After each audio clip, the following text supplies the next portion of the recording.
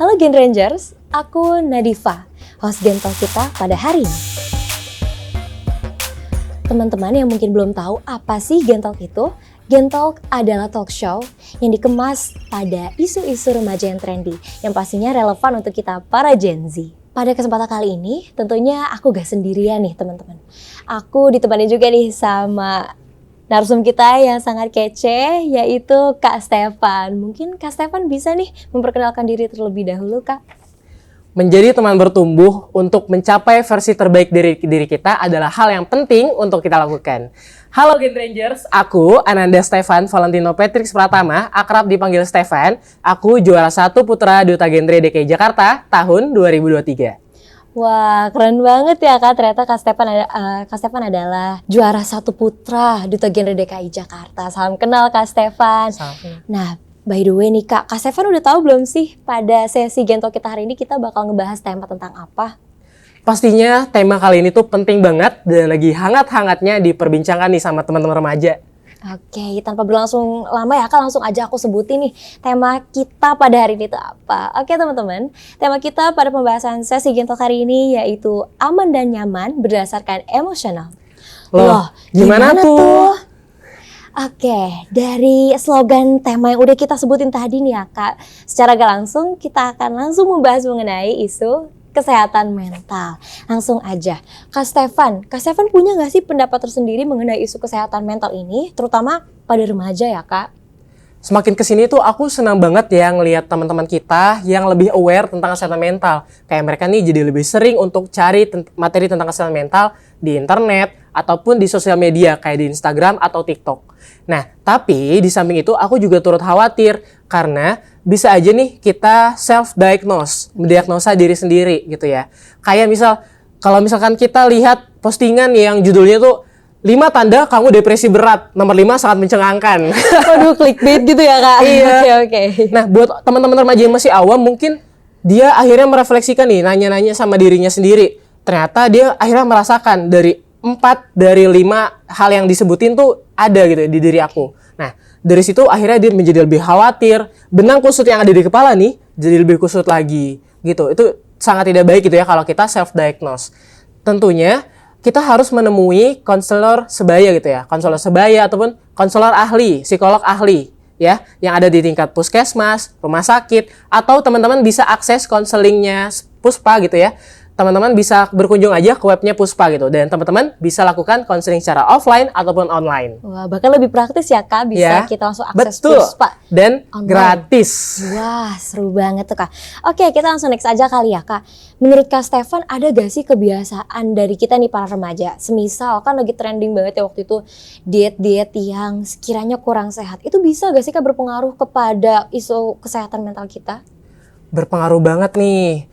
Karena teman-teman, setiap aktivitas yang kita lakukan itu berpengaruh sama kesehatan mental kita gitu. Jadi salah satunya makan.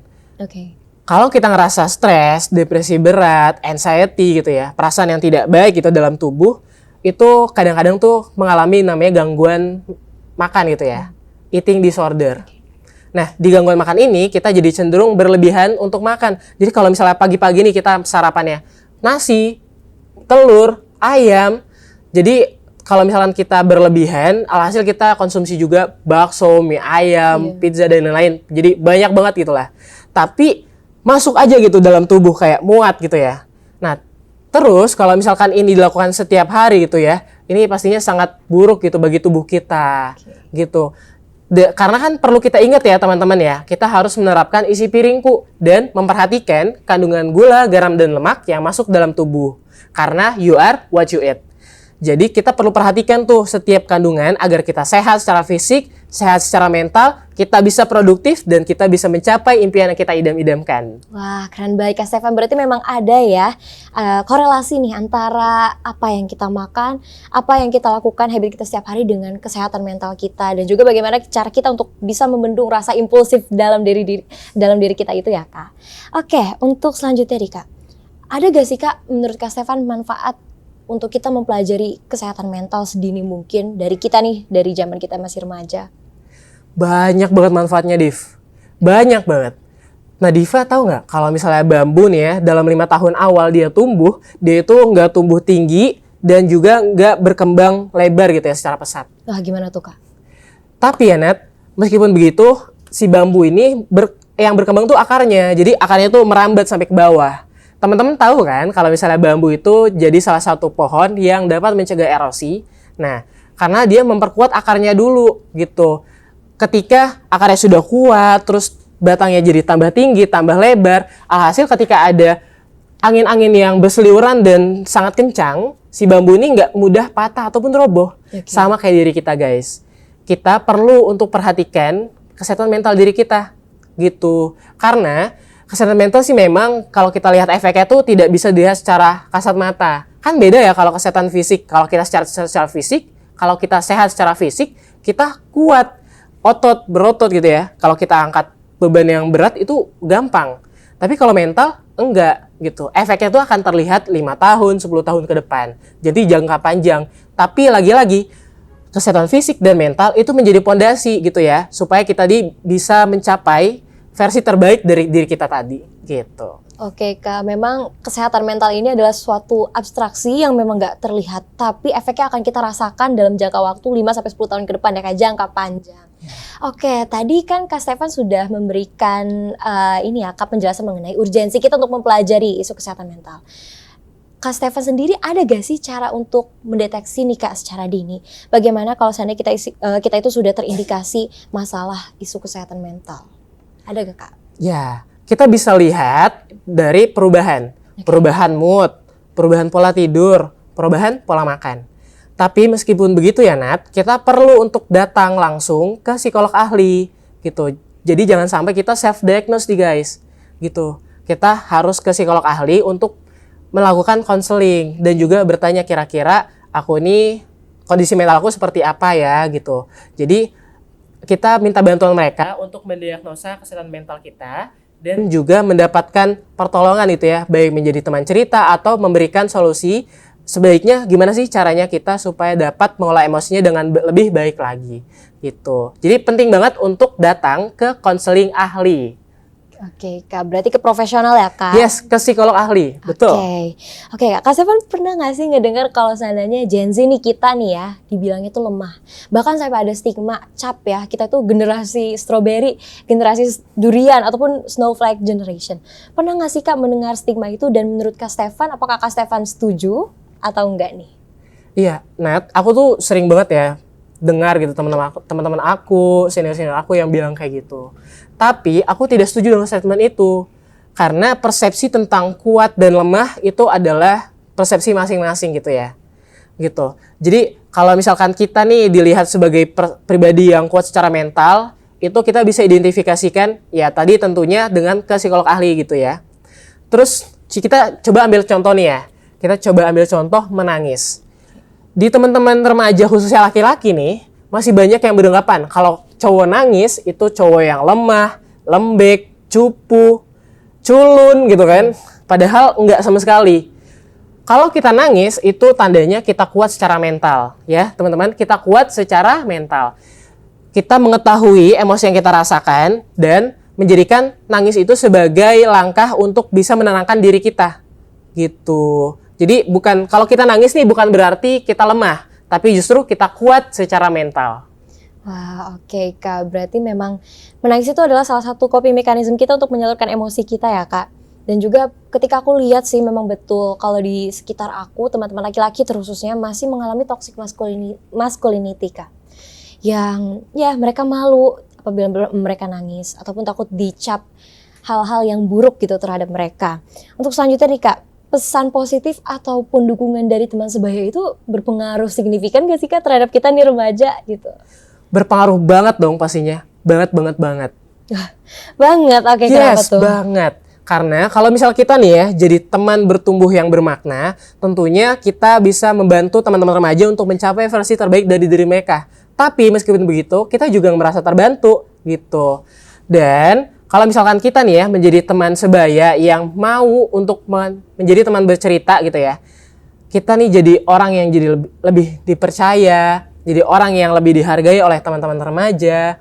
Dan teman-teman kita tuh akan lebih senang bergaul dengan kita karena mereka tuh merasa terbantu. Itu.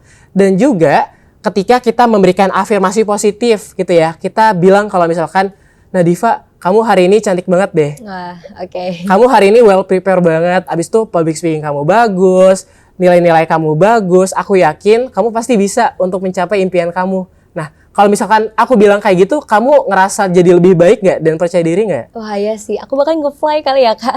Langsung kayak kepedean gitu sih Kak, gitu. Nah, kalau kita berikan afirmasi positif, kalimat-kalimat positif kepada teman, ini ngebantu teman kita tuh percaya dirinya semakin tinggi. Alhasil kalau percaya diri tinggi, kita jadi perform gitu ya. Kita jadi lebih berani dan merasa pede dan mampu untuk mencapai hal yang kita impikan. Gitu. Oke, berarti dukungan dari teman sebaya itu sangat signifikan ya Kak, yang nantinya akan memberikan output yang baik juga untuk diri kita. Oke Kak, untuk pertanyaan selanjutnya yaitu, penting gak sih Kak advokasi dari kita nih remaja ya, terutama untuk mendukung dan juga mempromosikan isu kesehatan mental ini? Apakah itu akan berpengaruh kepada kualitas hidup kita di masa depan? Pastinya penting banget, lagi-lagi penting dan berpengaruh. Nah Diva, kalau misalkan hari ini ya guys, kalau hari ini Gen Rangers kita bahas tentang kesehatan mental secara menyeluruh, pasti episode-nya nggak selesai-selesai. Bisa jadi seminggu, sebulan, atau setahun gitu. Iya.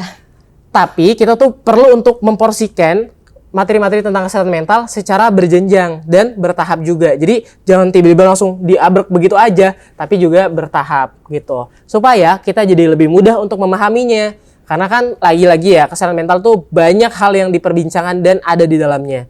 Jadi dengan kita membagikan atau memporsikan hal-hal yang kita informasikan baik di media sosial maupun secara langsung, itu akan membantu teman-teman remaja itu menjadi lebih mudah untuk memahami tentang kesehatan mental ini. Dan seperti yang telah aku lakukan juga nih Nat, di Instagram aku, jadi teman-teman boleh cek juga Instagram aku di @a_stefan_ne2. Di sana ada konten edukasi khususnya tentang kesehatan mental yang membantu teman-teman untuk bisa lebih memahami apa itu kesehatan mental, bagaimana cara mengolah emosi, dan sebagainya. Wah, oke Kak. Tadi kan Kak Stefan juga udah sempet aku tanyain ya tentang dukungan teman sebaya. Dan juga pastinya Kak Stefan itu konselor sebaya gak sih Kak? Nah aku mau tahu dong Kak, apakah Kak Stefan punya cara tersendiri nih teman-teman dalam melakukan peers-to-peers approach? Apakah Kak Stefan punya inovasi ataupun kreasi sendiri?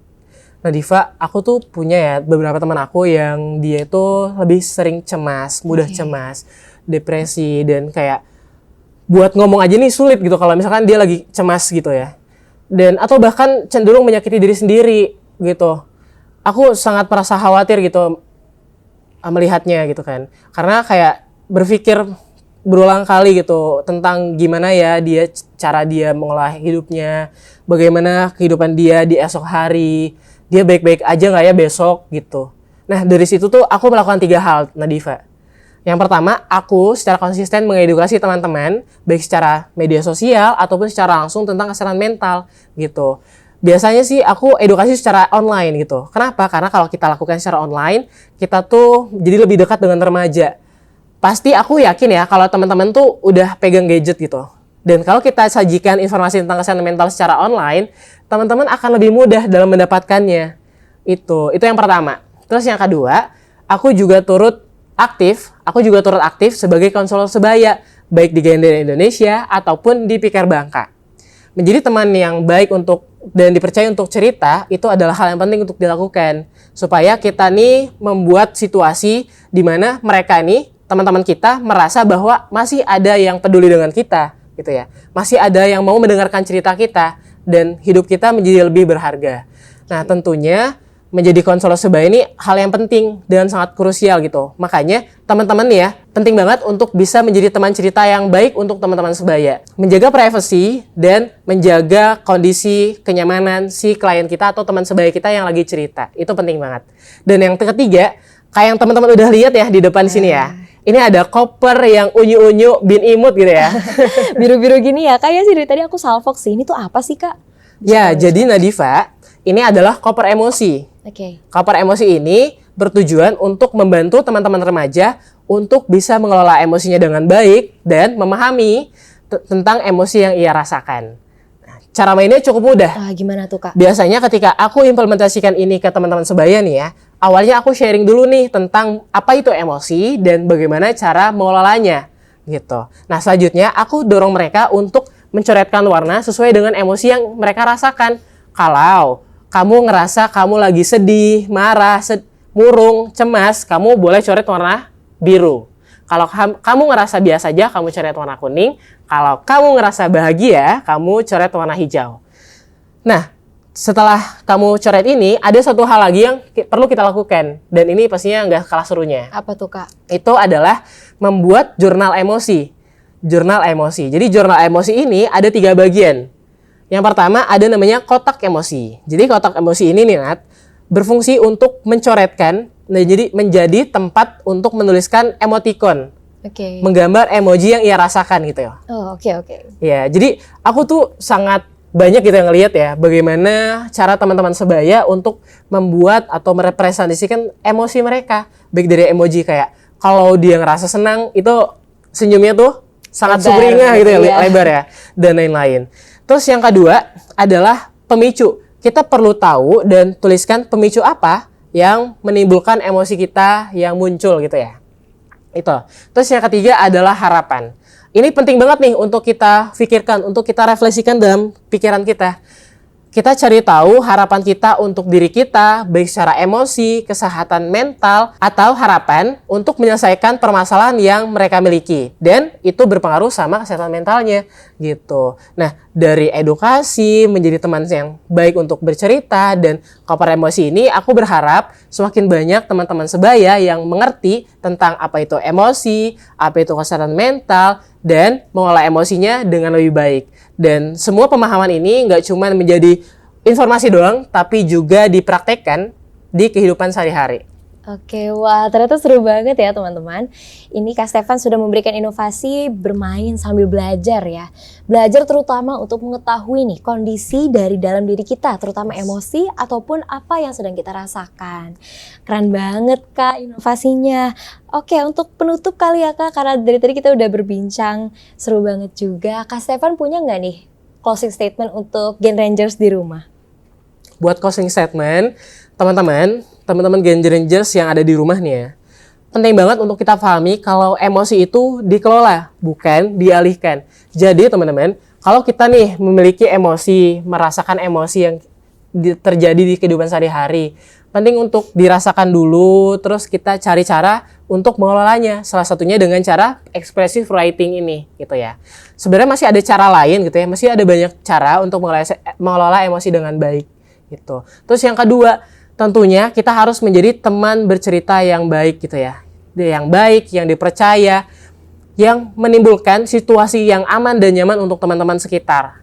Karena nggak asik nih ya, nggak asik kalau misalnya kita ngerasa baik sendiri aja. Iya, betul. Kita nggak asik kalau misalnya kita berkembang sendirian doang. Makanya penting untuk menjadi teman bertumbuh yang bermakna. Mungkin itu. Keren banget ya ternyata Kak Stefan closing statement-nya ya. Keren banget Kak. Mungkin dari apa-apa tadi yang sudah dijelaskan oleh Kak Stefan, aku bisa tarik kesimpulannya ya Kak. Yang pertama, ternyata teman-teman, urgensi untuk mempelajari isu kesehatan mental sejak dini, terutama untuk bagi kita remaja, itu sangat penting. Mengingat bahwa semakin ke sana, persaingan ataupun tekanan akan semakin ketat dan juga semakin berat ya Kak. Maka dari itu kita harus mengetahui nih, apa sih coping mechanism kita untuk bisa mengatasi isu masalah pada kesehatan mental. Terutama kita juga nanti akan menghadapi ya Kak Indonesia Emas 2045. Bagaimana kita remaja yang nantinya akan sampai kepada usia produktif bisa mempersiapkan diri untuk memberikan kontribusi yang terbaik kepada Indonesia, gitu ya Kak. Oke teman-teman, kita cukupkan sesi Gen Talk kita pada hari ini. Terima kasih Kak Stefan yang sebagai narasumber yang udah kece banget nih memberikan penjelasan juga mengenai isu kesehatan mental ini. Dan juga terima kasih kepada Gen Rangers teman-teman di rumah yang sudah menonton sesi Gen Talk kita pada hari ini. Oh iya teman-teman, kalau seandainya teman-teman nih pengen tahu episode-episode selanjutnya Gen Talk yang pastinya isu yang diangkat juga bakal menyenangkan ya Kak. Kalian bisa banget nih untuk langsung streaming di YouTube Dinas PPAPP Provinsi DKI Jakarta ataupun langsung aja kepoin IG @genre_Jakarta. Jangan lupa untuk like, komen, dan juga subscribe di masing-masing platform kami. Oke, sekian teman-teman. Sampai jumpa di lain kesempatan. Salam genre!